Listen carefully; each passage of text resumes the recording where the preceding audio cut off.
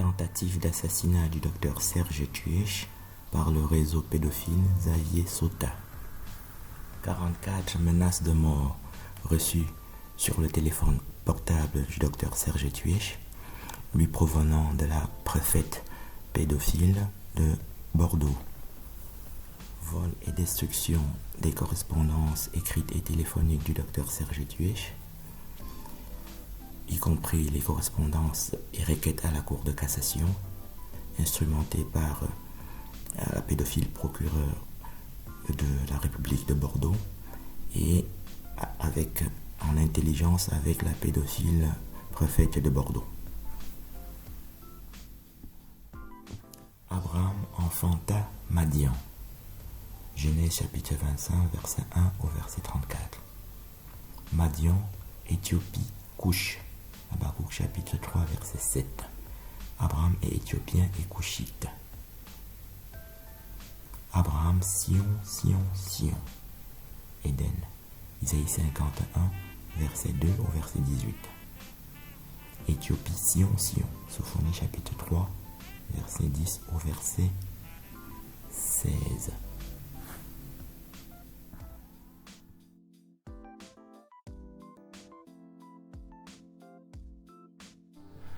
Le pédophile, caporal Alexander Geboers de la police nationale. Réseau pédophile dans la police nationale. Description du réseau pédophile. Jean Klasterski, Patricia Rubinfeld, Xavier Sota. Et de ses ramifications dans la justice et dans la police nationale. En particulier, le procureur du roi pédophile, Jean-Marc Meyer, et la première présidente de la cour d'appel, Laurence Massard.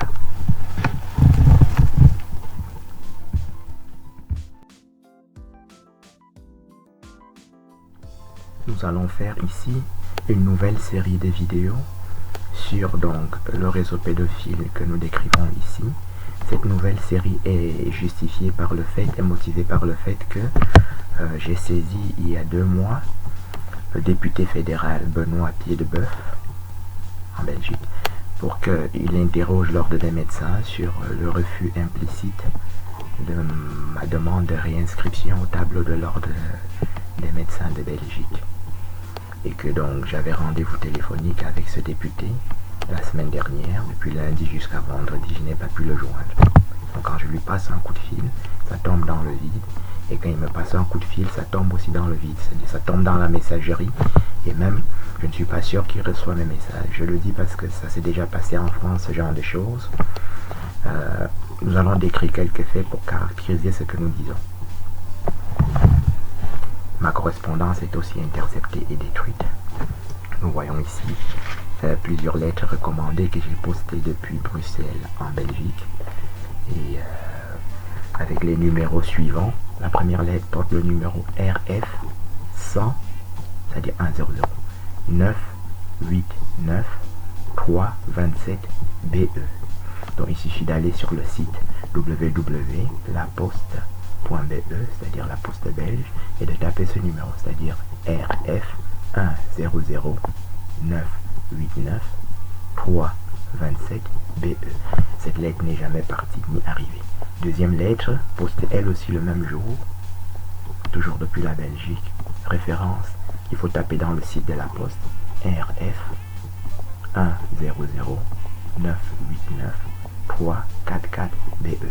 Donc, ce caporal, pédophile, ce réseau pédophile viole ma fille Renia Laure Tuech, avec la complicité de sa maman, Anna Sopel, complice depuis le début puisqu'elle a accepté, alors que la petite n'avait même pas 3 ans, que l'avocate pédophile Patricia Rubinfeld soit à la fois l'avocate de la mère et de l'enfant, en sorte de bâillonner la mère, de bâillonner la fille qui jusqu'aujourd'hui ne peut pas exprimer ses droits. Donc je ne peux pas joindre mon avocat et je ne peux pas, mais la Cour de cassation française et l'ordre des médecins français qui est saisi de cette affaire pour la partie qui la concerne, mon courrier est intercepté donc par ce policier qui utilise donc les moyens de la police pour paralyser mes communications. écrite et téléphonique. Nous allons donc décrire tous ces faits de manière précise et les caractériser dans une série de vidéos.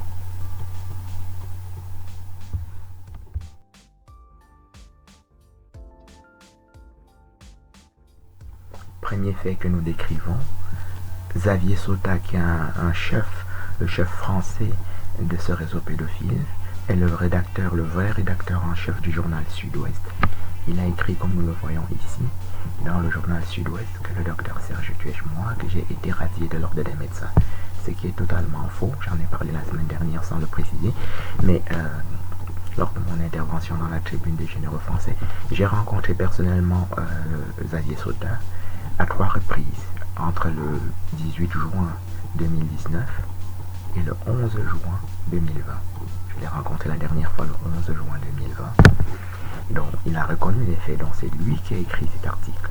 Je me suis présenté au journal Sud-Ouest au moins une trentaine de reprises depuis entre juin 2019 et juin 2020. Et je l'ai rencontré personnellement à 3 reprises, comme je précise. Bon, moi, je n'ai jamais été radié de l'ordre des médecins. Je n'ai jamais même été convoqué, même comme témoin, dans aucune procédure disciplinaire ordinaire, ni en France, ni en Belgique, ni nulle part dans un endroit où j'ai pu exercer comme médecin. Et je n'ai jamais été condamné, même, je n'ai jamais reçu même un avertissement. Donc il y a plusieurs échelles, hein, l'avertissement, le blâme, qui va jusqu'à la radiation, qui est le sommet. Tu peux même être suspendu 6 mois, même 1 an, mais si tu fais quelque chose de grave. Mais des petites choses, hein, un médecin qui bagarrait en boîte de nuit, hein, on coucher avec lui. Donc, tu peux recevoir un avertissement, mais j'ai jamais reçu aucune condamnation d'aucune forme. Donc c'est totalement faux. Et j'ai rencontré Xavier Sautat à 3 reprises et nous avons discuté de cela. Et je lui ai dit que c'était faux. C'est des gens qui paralysent aussi la justice en sorte que tu ne peux pas saisir. Donc c'est des réseaux, hein, ils placent des faux juges, des faux préfets. Les hôpitaux psychiatriques français dépendent pas même du ministère de la Santé, mais ils dépendent du ministère de la Défense. Donc ils utilisent la franc-maçonnerie pour paralyser la justice, les procédures judiciaires, civiles, pénales et ordinales. L'ordre des médecins aussi est saisi. Et quand vous saisissez la justice, donc, il demande, hein, on a parlé de la police, mais ici, nous voyons sur ce document, par exemple, que c'est la défense nationale, c'est-à-dire l'armée française, qui gère les hôpitaux psychiatriques français. On se capture, hein, on fait 2-3 faux témoignages quelconques, et on vous enferme dans un hôpital psychiatrique qui ne dépend pas du ministère de la Santé. Le ministère de la Santé dans tous les pays du monde est organisé de la même façon. En France, ils appellent ça la DAS, la Direction départementale de la santé. La DRAS, qui est la direction au-dessus régionale de la santé. Et puis à l'agence régionale de la santé. Et puis c'est tout de suite le ministre de la Santé. Bon, ici vous avez les hôpitaux psychiatriques français. 99% des gens là-bas ne souffrent de rien du tout. C'est des gens qu'on a capturé ta fille dans le réseau pédophile. Que dans la police et l'armée te prennent, et c'est l'armée qui donne le diagnostic de ta folie. Et ça remonte directement en France à la présidence de la République, qui est représentée en France par Jacques Attali. Et en Belgique, ça remonte directement au palais du roi aussi. Ces réseaux pédophiles, nous allons les décrire et les caractériser ici. C'est ainsi donc qu'on se retrouve ce faux caporal, hein, Alexander Gebauer, le faux procureur du roi, Jean-Marc Meyer, et la fausse première présidente Laurence Massard, et qui utilisent des moyens militaires et policiers pour intercepter et détruire toutes les communications téléphoniques et écrites. Donc mon numéro de téléphone en France avait subi la même chose, et quand j'étais en France, donc mon numéro en France était 06 28 23 80 32. Et puis la Belgique, il faut mettre 0033. Mais en France, le numéro lui-même, c'est 06 28 23 80 32. Et la police française et l'armée française paralysent toutes vos communications. Je n'ai jamais pu émettre pendant 2 ans un seul coup de fil de ce numéro. Je ne l'utilise plus aujourd'hui puisque je suis en Belgique. Mais j'ai pu passer quelques coups de fil quand j'ai fait ma première vidéo sur le procureur pédophile Jean-Marc Meyer en janvier. Et la ligne s'est débloquée pendant quelques temps. Preuve que donc c'est la police qui bloque ces choses-là. Et c'est une police internationale puisque la police belge avait repris de paralyser ma communication quand je suis arrivé en Belgique. Et ce n'est que quand le 9 janvier, j'ai fait la première vidéo sur le pédophile procureur Jean-Marc Meyer, que cette ligne s'est débloquée, que j'ai pu émettre un premier appel de cette ligne que j'avais depuis le 27 janvier. Ce numéro, je l'ai depuis le 27 janvier 2019. Et j'avais pas pu émettre un seul appel ni recevoir un seul appel. Donc c'est ce qui arrive maintenant. Donc quand j'appelle donc ce député belge, Benoît Piedboeuf, je n'arrive pas à le joindre, et quand il m'appelle, il ne peut pas me joindre non plus. Et ça s'était déjà donc passé en France, et c'est la police et l'armée belge donc, qui paralyse, c'est comme ça qu'on paralyse les communications des gens, jusqu'à ce qu'on arrive à les assassiner. Voilà. Donc je n'ai jamais été radié de l'ordre des médecins. Ils utilisent les journaux, ça s'appelle la calomnie de la synagogue de Satan.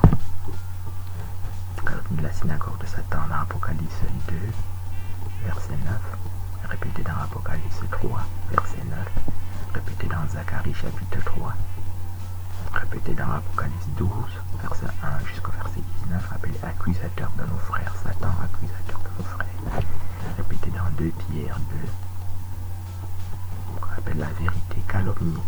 Donc, on te fait une puissante calomnie et tu saisis la justice, on te capture, on dit que wow, tu as déliré, on raconte n'importe quoi et on t'enferme en psychiatrie et tu te retrouves dans une psychiatrie, dans un hôpital qui est un hôpital militaire, mais de l'extérieur on croit que c'est un hôpital ordinaire.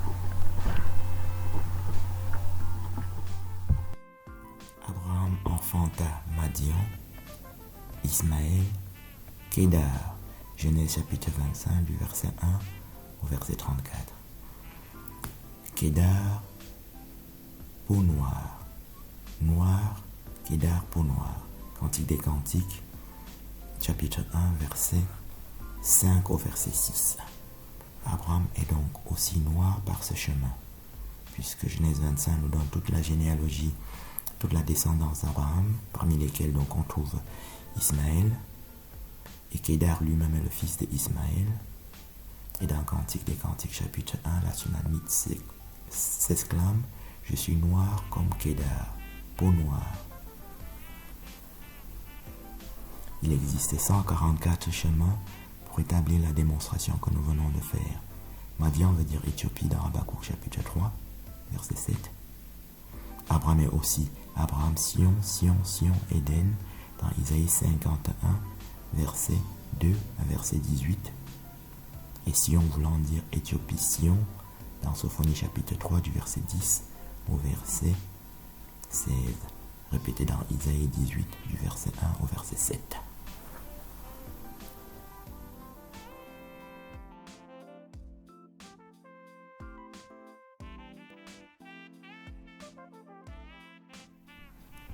Bethléem, Hamath. Premier livre des Chroniques, chapitre 2, versets 54 à 55. Couche, couche, couche, Hamathien. Genèse chapitre 10, verset 1 jusqu'au verset 32. Bethléem est couchite, puisqu'il est Hamathien, tel qu'on le voit dans le premier livre des Chroniques. On dit encore Babylone, Hamath, dans le deuxième livre des Rois, chapitre 17, verset 24. Et Babylone est donc couchite pour cette même raison, puisqu'on dit couche, couche, couche, Hamath, dans Genèse chapitre 10, verset 1 à verset 32. On dit encore Euphrate, Hamath, dans le premier livre des Chroniques, chapitre 18 au verset 3. Le fleuve Euphrate se trouve donc à Couche, qui veut dire Éthiopie, dans Jérémie chapitre 13, verset 23. On dit couchite, nègre, noir, éthiopien, léopard, mort. Donc quand on compare ce verset de Jérémie 13, le verset 23, éthiopien se traduit par couchite, nègre, noir, mort, mort avec M-A-U ou mort avec M-O, selon les versions de la Bible qu'on choisit. Dans le même verset, on dit éthiopien, léopard.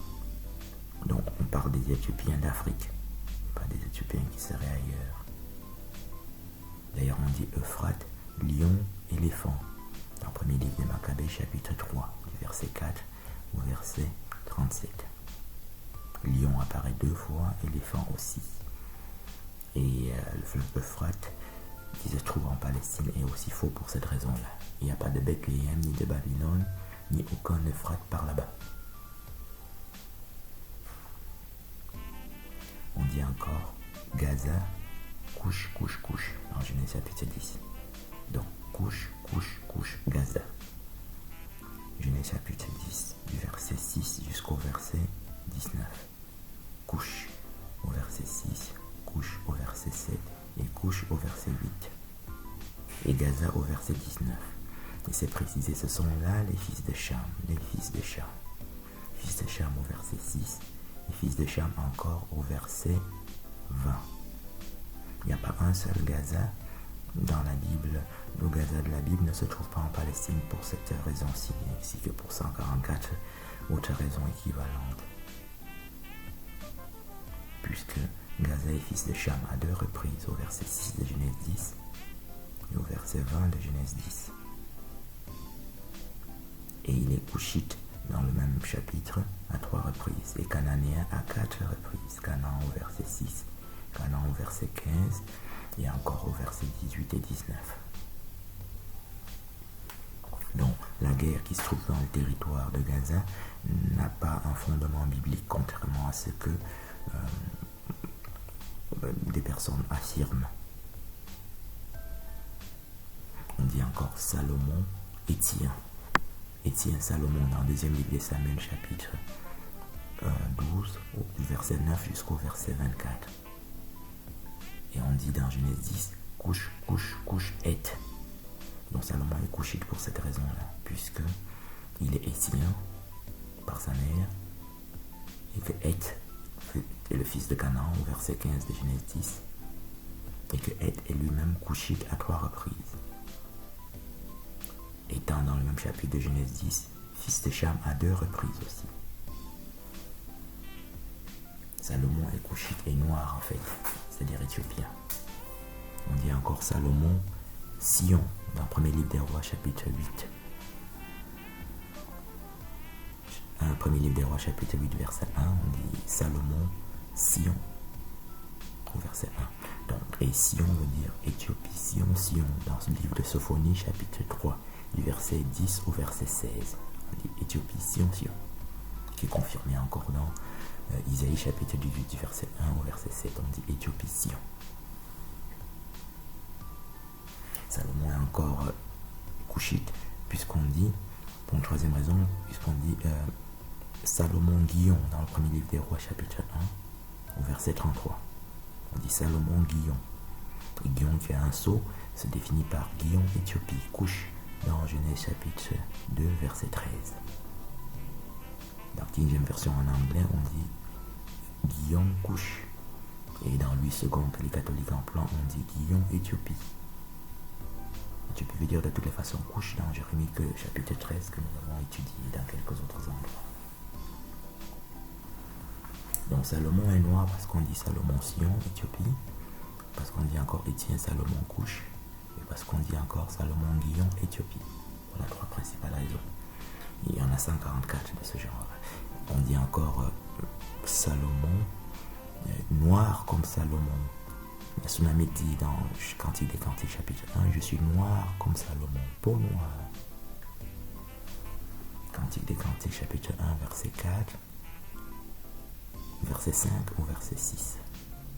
Donc, il y a 144 chemins pour démontrer que Salomon est noir. Donc le Moyen-Âge, c'était pas hier ou il y a quelques années, quelques centaines d'années, c'est aujourd'hui.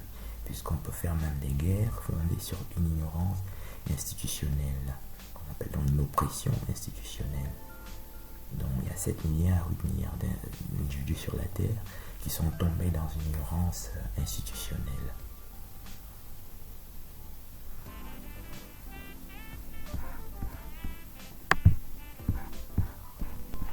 Noé, Sem, Cham, Japheth, fils de Japheth, Ashkenaz. Genèse chapitre 10, répété dans Genèse chapitre 10, du verset 1 jusqu'au verset répété dans le premier livre des Chroniques, chapitre 1, du verset 1 jusqu'au verset 54. Répété dans le livre de Jachère, qu'on appelle en français le livre du juste, au chapitre 10, du verset 6 jusqu'au verset 20, qui aggrave ce verset, puisque Ashkenaz y est précisé comme étant français, France, fleuve la Seine à 7 reprises, du verset 6 au verset 20. Ashkenaz, donc, qui se trouve en Palestine, y prétendu comme étant sémite et juif, n'est ni juif, ni sémite, ni hébreu, mais est français. Pour être sémite, il faut être descendant de Sem, alors que Ashkenaz est descendant de Japhet.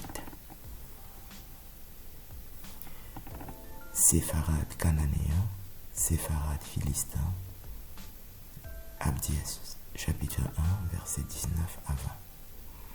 Séfarade non plus n'est ni juif, ni hébreu, ni sémite, mais est cananéen et philistin. Et les Cananéens et les Philistins sont descendants de Cham. Dans Genèse chapitre 10, on dit couche, couche, couche, Philistin. Couche au verset 6, puis au verset 7, puis au verset 8, et Philistin au verset 14. On dit encore couche, couche, couche, Canaan, Cananéen, couche dans les versets que nous avons déjà cités, et Canaan au verset 15. Canaan se trouve aussi au verset 6. Et même encore au verset 18 et 19. Donc Séfarade dans la Bible et Couchite et Cananéen.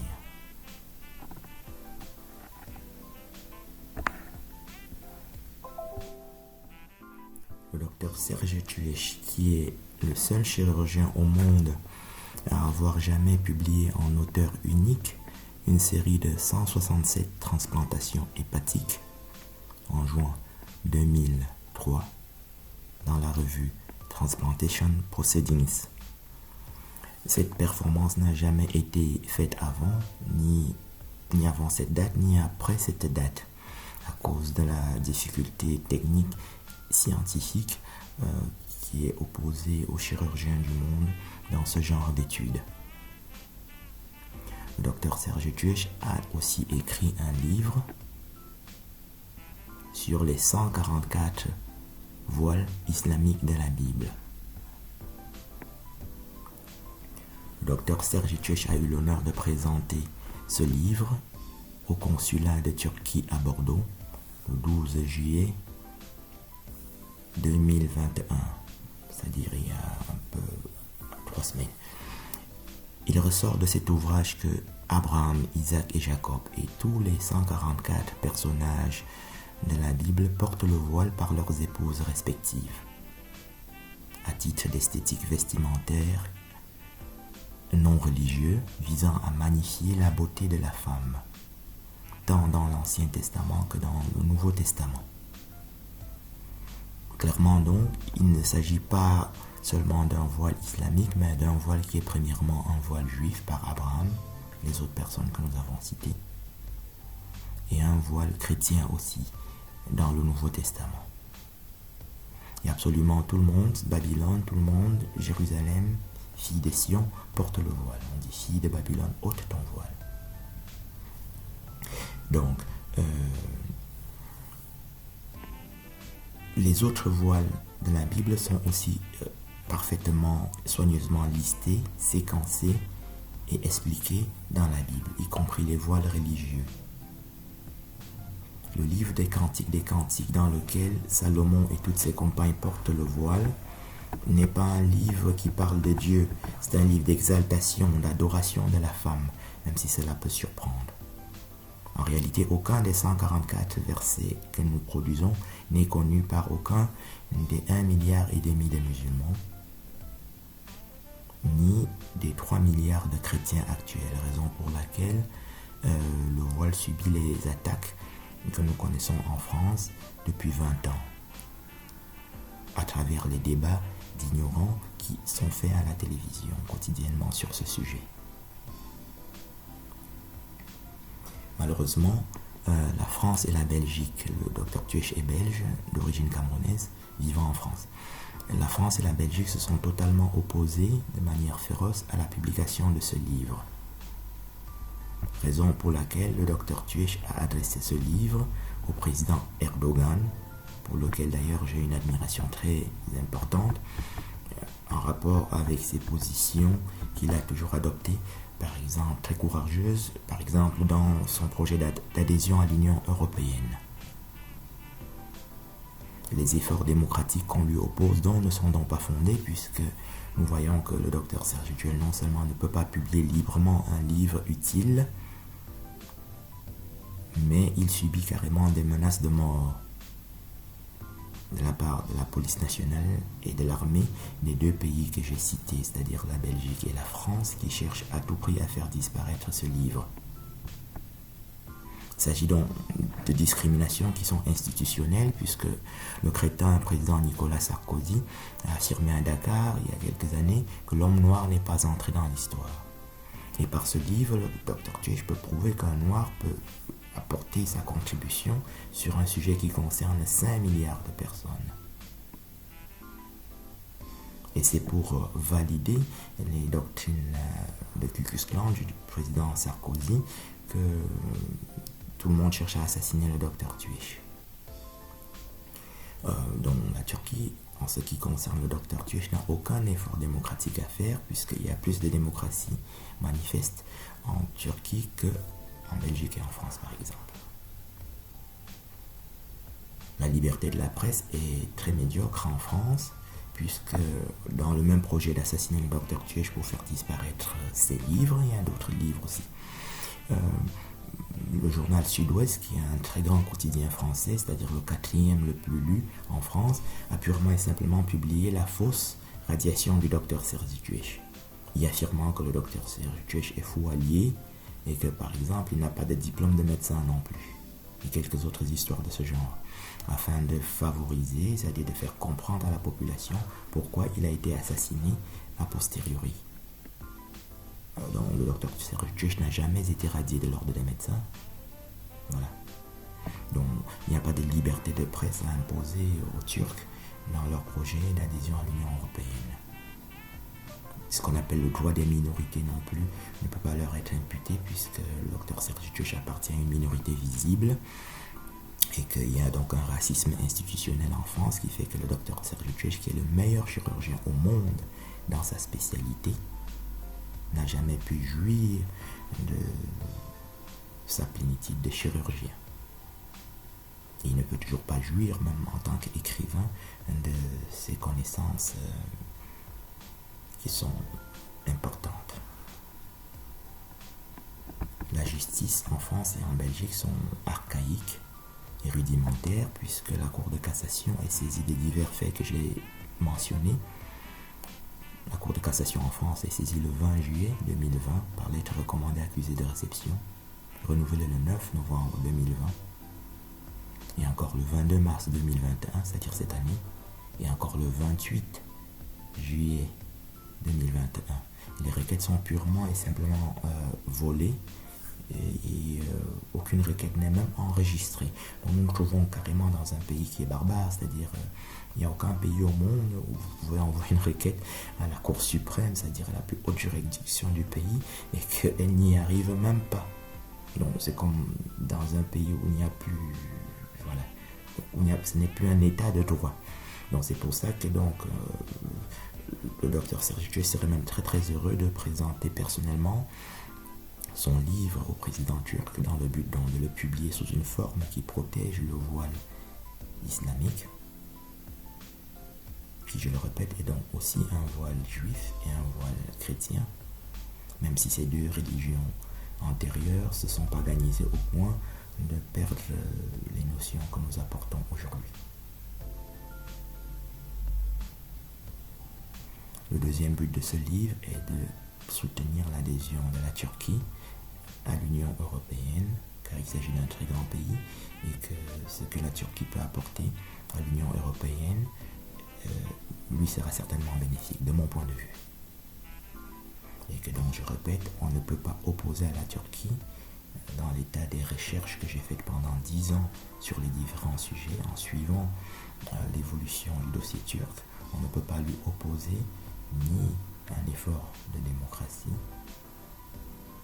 ni un effort soi-disant de la liberté de la presse, ni encore un effort dans l'amélioration de sa justice, puisque sur ces 3 points au moins, j'apporte des preuves matérielles et scientifiques que j'ai étudiées pendant 10 ans, que la Belgique et la France sont dans un état d'archaïsme qui frôle la barbarie. D'ailleurs, dans la Bible, l'Europe est définie dans Actes des Apôtres, chapitre 28. On dit Rome, Malte, barbare. En anglais, on dit Malte, Rome, barbarian, barbarus. Actes des Apôtres, chapitre 28, du verset 2 au verset 14. Donc, ils étaient barbares du temps de Paul, qui a écrit ce verset. Et ils le sont encore aujourd'hui, puisque je répète, donc quand vous écrivez à la Cour de cassation, la police continue à vous poursuivre pour vous assassiner, comme si vous étiez dans un pays de brousse. Parce que la requête n'est même pas partie. Donc vous déposez une lettre recommandée, elle ne part pas, et elle n'arrive jamais. Ce qui fait que celui qui est en train de vous poursuivre pour vous assassiner continue à vous poursuivre, comme si vous n'aviez rien fait. Donc ça, c'est un item de barbarie, très caractéristique de ces 2 faux pays. La liberté de la presse est mauvaise, le droit des minorités est totalement bafoué.